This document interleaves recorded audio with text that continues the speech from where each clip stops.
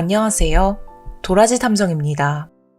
2015년 후쿠이현에서 불륜 끝에 살인사건이 발생합니다. 범인은 대학교에서 근무하던 준 교수로 피해자는 그의 제자였습니다. 모두에게는 비밀로 해야만 하는 관계. 뜻대로 잘 풀리지만은 않았는데요. 갈등 끝에 여성은 불륜 사실을 주변에 밝히겠다고 위협합니다. 그리고 남성의 손에 의해 사망에 이르게 되죠. 보통 이런 경우에 여성의 행동을 막으려고 하다가 일어난 살인이라고 생각하실 것입니다. 그러나 범인은 이후 열린 재판에서 죽여달라고 부탁을 받아서 그렇게 했을 뿐이라고 주장합니다. 후쿠이 고추잠자리 준 교수 촉탁 살인 사건. 두 사람 사이에 도대체 무슨 일이 있었는지, 그 이후 재판은 어떻게 진행되었는지 도라지 탐정이 조사해 보았습니다. 촉탁살인, 타인의 부탁을 받고 그에 응하여 살해행위에 이른 것을 뜻합니다. 아무리 부탁이 있었다고는 해도 사람의 목숨을 해치는 행동은 절대로 있어서는 안 되는 일입니다. 하지만 법률상 촉탁살인과 일반적인 살인은 전혀 다른 판결이 내려집니다. 통상적인 경우 살인죄는 5년 이상에서 무기징역, 최고 사형까지 선고될 수 있습니다. 그에 비하여 촉탁살인은 5개월에서 7년 이하의 징역 혹은 금고형으로 정해져 있죠. 피해자가 스스로 생을 포기할 것을 결심하고 이를 부탁했다는 것이 증명된다면 사람을 해쳤더라도 죄의 무게가 달라지게 됩니다. 만약 피해자가 살인이 아니라 촉탁살인을 주장하고 이것이 인정된다면 어떻게 될까요? 이번 사건에서 피해자는 죽여달라고 의뢰를 했다고 단정해서 말하기에는 다소 어려운 점이 많이 남아 있습니다. 나아가 피해자는 사건이 발생한 직후 사고로 인한 사망사건으로 위장하거나 이해할 수 없는 행동을 취하죠. 아무리 봐도 수상한 그의 행적. 살인을 부탁받았기 때문에 행동에 옮겼을 뿐이라는 피고의 주장을 법원에서는 과연 촉탁살인으로 인정했을까요? 사건과 관련된 두 사람에 관해서 더 자세히 알아보겠습니다. 피해자는 당시 42살의 마에조노 야스노리라는 남성으로 후쿠이 대학 대학원 교육학 연구과에서 특명 준교수로 일하고 있었습니다. 대학에서 계속 고용이 보장되는 것이 아닌 기간에 정함이 있는 자리입니다. 그는 치바대학 이학부를 졸업하고는 도쿄대학 대학원에 진학합니다. 국립대학을 나온 우수한 인재였던 야스노리. 이후에도 큐슈대학과 교토대 대학원에서 특별연구원으로 재적하며 탄탄대로를 걸어왔습니다. 모두 손에 꼽히는 명문대학이죠. 그는 환경교육 추진 지도원으로 근무하기도 하는 등 해당 분야에 관한 전문가였는데요. 더 자세히 말하자면 고추잠자리 연구에 일가견이 있었습니다.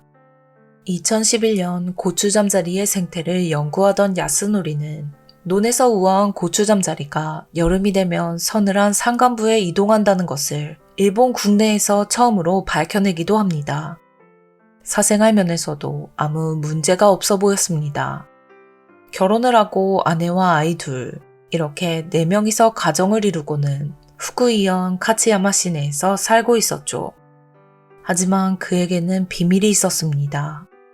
제자와 있어서는 안 되는 관계를 가지고 있었던 것인데요. 이번 사건으로 인하여 사망하게 된 스가와라 미와 사건 당시 25살이었습니다. 그녀는 토호대학 대학원생으로 야스노리와 같은 분야인 고추잠자리를 연구하고 있었습니다. 즉, 두 사람은 고추잠자리가 계기가 되어 잘못된 길에 들어선 것입니다. 야스노리는 2009년부터 2012년까지 3년간 토호대학에서 비상근 강사로 일을 하고 있었습니다. 처음 만나게 된 것은 미화가 대학교 3학년이던 시점이었죠. 그녀가 다니던 대학의 연구팀은 2011년 7월 3일부터 8월 4일까지 야외학습을 나갑니다. 이 실습의 담당자가 바로 야스노리였습니다.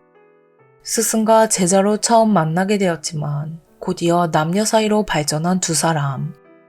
알려진 바에 의하면 미아가 먼저 야스노리에게 호감을 가지고 있었다고 합니다. 사이가 좋은 모습이 여러 번 목격되었기 때문에 주변에서도 큰 뜻 없이 미와는 야스노리의 비서라고 놀리고는 했는데요. 이성적으로 생각하면 이해할 수 없는 일, 그래서는 안 되는 일이지만 그녀는 야스노리에게 꽤나 푹 빠져 있었습니다. 미아의 페이스북에서는 엄격하고 유명한 마에조노 선생님에게 칭찬을 받아서 기쁘다. 마에조노 선생님은 너무 멋지다 라고 글을 쓴 내용도 확인할 수 있습니다. 지위가 가진 신뢰와 그를 향한 존경을 연애 감정으로 착각하는 경우는 사실 생각보다 꽤 있습니다. 그렇기 때문에 엄격한 직업윤리가 요구되는 것입니다. 관계가 세상에 알려진다면 야스노리가 더 큰 비난을 받을 것은 자명한 일이었습니다. 미와는 야외학습에 참가한 이후 본격적으로 그와 함께 연구를 시작하게 되었고 토호 대학을 졸업할 당시에는 우수한 학생에게만 수여되는 공로상을 수상하기도 하는데요.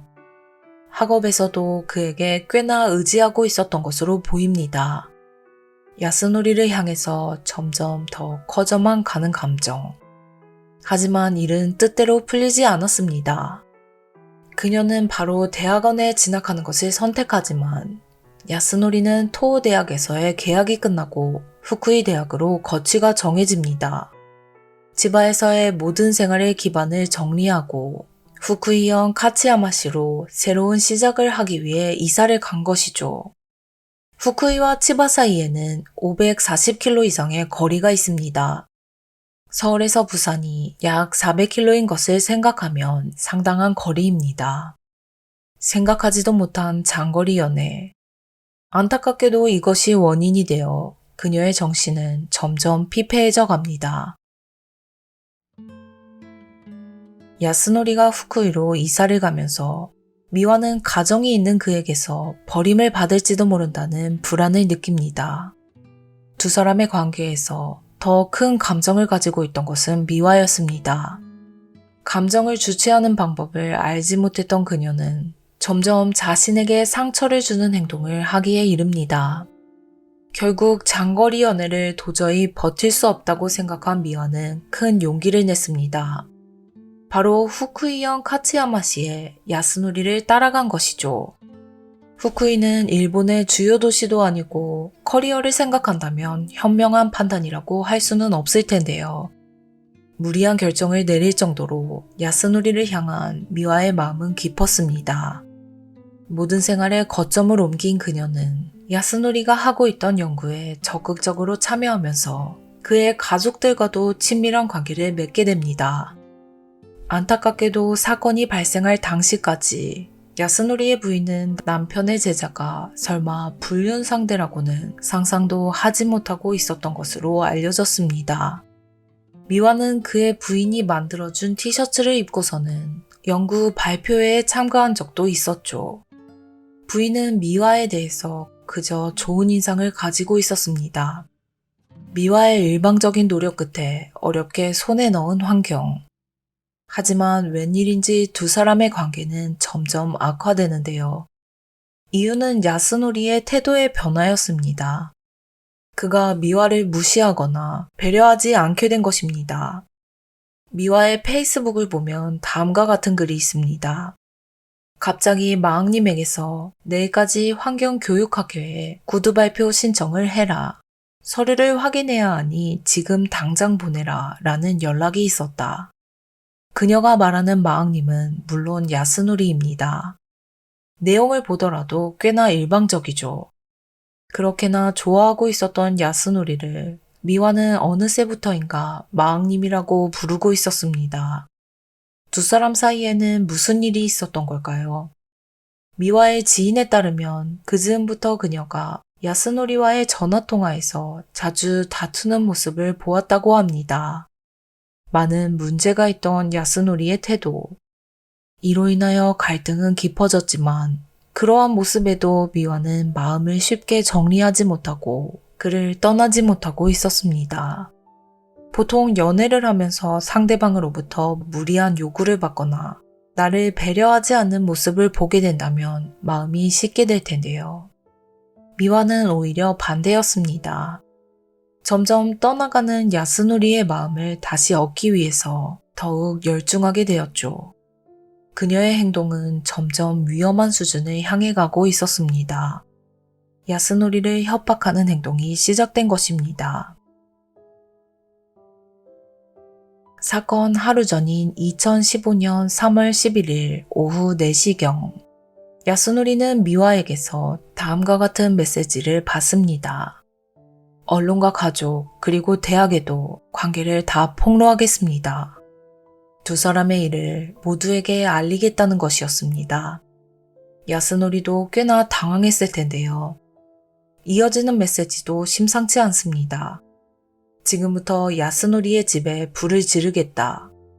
죽여서라도 야스노리를 손에 넣을 것이다 라는 내용이었죠. 그녀의 이러한 행동이 진심이었는지 아니면 단지 야스노리의 관심을 끌기 위해서였는지는 알 수 없습니다. 다만 이러한 협박을 할 정도로 미화는 마음의 병을 앓고 있었습니다. 세상 모두에게서 지탄받을 관계이기에 당연히 어디에서도 상담할 수 없었던 것입니다. 어느새부터인가 도를 넘어선 그녀의 언행. 지금부터의 설명은 야스노리의 증언에 의한 것으로 증명하지 못하는 부분이 있을 수 있다는 것을 염두에 두시고 봐주시면 감사하겠습니다. 하루 뒤인 3월 12일, 이번에는 미화로부터 전화를 받게 되는데요. 수면제를 먹고 욕조에 있다. 당신이 하지 않는다면 스스로 행동에 옮기겠다는 것이었습니다. 야스노리는 필사적으로 미화를 말리려고 했다고 합니다. 그러나 그의 만류에도 불구하고 결국 미화는 아내와 아이들에게도 전부 말하러 가겠다며 전화를 끊고서는 야스노리의 집으로 향했습니다. 자택 주변까지 불륜 상대가 찾아오자 상황의 심각성을 깨달은 그는 일단 진정하고 이야기를 하자며 미화의 차에 타게 됩니다. 그리고는 자리를 바꾸어 자신이 운전석에 앉고서는 산을 향해 나아 있는 길로 차를 운전하기 시작했습니다. 미화는 정말 가족들에게 모든 사실을 폭로할 생각이었던 걸까요? 아무리 설득해도 좀처럼 진정하지 않는 그녀와의 실랑이 끝에 결국 야스노리는 목을 졸라 미화의 목숨을 빼앗았습니다. 이후 자신의 아내에게 전화를 걸어서는 교통사고가 난 지인 여성을 병원에 데려가고 있으니 경찰에 대신 신고를 해달라고 부탁합니다. 사망한 미아를 병원에 데려간 이후 그는 경찰 조사를 받았습니다. 야스노리의 최초 진술은 미화가 교통사고를 당해 죽게 되었다는 것이었습니다. 물론 비겁한 거짓말이었습니다. 두 사람 사이에 있던 일을 숨기기 위해 그는 사실을 위장합니다. 미화의 사망은 살인에 의한 것이 아니라 교통사고로 인한 것이라고 주장한 것이죠. 얄팍한 거짓말은 금방 드러났습니다. 그녀의 목에 무언가 졸린 듯한 흔적이 있었으며 부검을 실시해보니 사인이 질식사로 판명된 것입니다. 경찰은 이번 사건을 교살에 의한 사례로 단정하고는 수사를 시작하게 됩니다. 가장 먼저 의심을 받은 것은 물론 야스노리였습니다. 사건으로부터 이틀 뒤인 3월 14일, 경찰은 그를 체포했습니다.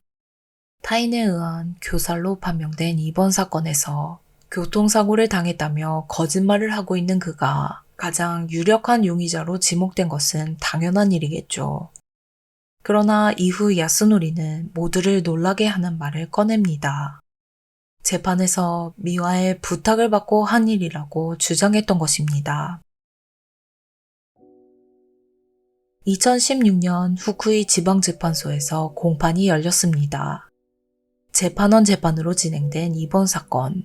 야스노리는 기소 내용의 일부를 인정하면서도 죽여달라고 부탁을 받아서 한 살인, 즉 촉탁살인을 주장합니다. 이번 재판에서 쟁점이 된 것은 바로 이 촉탁살인이 실제로 존재했는지에 대해서였습니다. 검찰은 이번 사건이 촉탁살인이 아니었다는 것을 증명해야만 했죠. 변호인 측에서는 미화는 정신적 질환을 앓고 있던 것이 의심되며 평소부터 자살 미수를 반복해왔기 때문에 야스노리가 매번 말려왔다고 주장합니다. 한편 검찰 측에서는 그가 최초 사건을 교통사고로 위장하려고 한 점을 지적하며 미화의 행동은 스스로 생을 포기하려는 의도에서가 아닌 야스노리의 관심을 받기 위한 것이었다고 설명하는데요. 가족을 잃거나 피해를 받을 것을 우려한 그가 준 교수라는 지위를 잃지 않으려고 살인에 이르렀다고 주장했습니다. 재판에 참석한 미화의 부모님 역시 생전 딸로부터 죽고 싶다는 말을 들은 적이 없었다고 증언합니다. 하지만 모든 정황상 촉탁살인이 아니었다고 단언할 수 있는 결정적 증거가 부족했습니다. 2016년 9월 29일 치열한 법적 공방 끝에 판결이 선고됩니다. 검찰이 징역 13년을 구형한 것이 무색하게도 야스노리에게 선고된 것은 징역 3년 6개월이었습니다. 짐작하시다시피 살인이 아니라 촉탁살인이 인정된 결과였죠. 재판관은 미화의 행동이 야스노리의 관심을 끌기 위한 것이었다고는 단정할 수 없다. 스스로 생을 포기하려는 의지가 전혀 없었다고는 판단할 수 없다. 촉탁살인의 의지가 전혀 없었다고는 말할 수 없다며 이번 판결에 대해서 설명합니다. 판결을 들은 유족들은 고인은 말을 할 수가 없다. 3년 6개월은 너무 짧은 형량이라며 분노를 표출할 수밖에는 없었는데요. 미화의 어머니는 눈물을 흘리며 아직도 딸이 죽었다는 것을 받아들일 수 없습니다. 딸을 돌려주세요 라는 말로 자신의 심정을 전했습니다. 많은 사람들이 납득할 수 없었던 이번 판결. 촉탁이라고는 하더라도 미화가 살해를 당한 것에는 변함이 없기 때문이겠죠. 판결은 검찰 측에서 이번 사건이 촉탁살인이 아니라는 것을 확실하게 단정할 수 있는 증거를 제시하지 못했던 것이 가장 큰 원인이었습니다. 실제로 미화는 야스노리에게 부탁을 들어주지 않는다면 스스로 목숨을 끊겠다는 내용의 메시지를 자주 보냈던 것이 여러 기록으로 남아 있습니다. 하지만 여기서 한 가지 납득이 가지 않는 점이 있는데요. 만약 정말 부탁을 받아서 살인을 한 것이라면 야스노리는 어째서 사건을 교통사고로 위장하려고 했던 것일까요? 더 나아가 그는 미화가 사망한 직후 이해할 수 없는 행동을 합니다. 함께 타고 있던 차량에 드라이브 레코더에 들어있던 SD카드를 제거하고 휴대전화와 함께 버린 것입니다. 마치 증거를 은폐하려는 듯 보이는 수상한 행적. 아마도 SD카드에는 야스노리에게 있어서는 꽤나 불리한 사실이 기록되어 있던 것이 틀림없습니다. 중요 증거가 사라진 지금으로서는 사건 당시 차 안에서 어떤 일이 있었는지 두 사람만 알 수 있을 뿐입니다. 형무소에 들어간 야스노리는 현재 3년 6개월의 형기를 마치고 출소한 상태로 아내와는 이혼한 것으로 알려졌습니다. 이름과 얼굴이 언론에 공개되었기 때문에 신뢰가 요구되는 연구자로서는 복귀가 어려울 것입니다. 정신적으로 불안정한 상태인 사람으로부터 죽여달라는 말을 듣는다면 취해야 할 올바른 행동은 무엇일까요? 그의 살인이 미화를 위한 것이었는지 자신이 가진 것과 지위를 지키기 위해서였는지 생각해보게 됩니다. 전문가에 의하면 미화의 행동은 경계선 성격장애로 인한 것으로 보인다고 합니다. 이 성격장애를 앓는 환자들은 감정의 변화가 양극단에 넘나들며 항상 상대방이 자신을 떠나지 않을까 고통스러워하는 특징이 있습니다. 미화에게 필요했던 것은 죽음이 아니라 잘못된 만남의 청산과 의학적 치료 주변으로부터의 한결같은 지지였을 것입니다. 제자를 올바른 길로 인도해야 할 의무가 있는 스승이 불륜 관계 끝에 목숨을 빼앗은 사건. 여러분은 어떻게 들으셨나요? 오늘도 들어주셔서 감사합니다. 그럼 다음에 뵙겠습니다.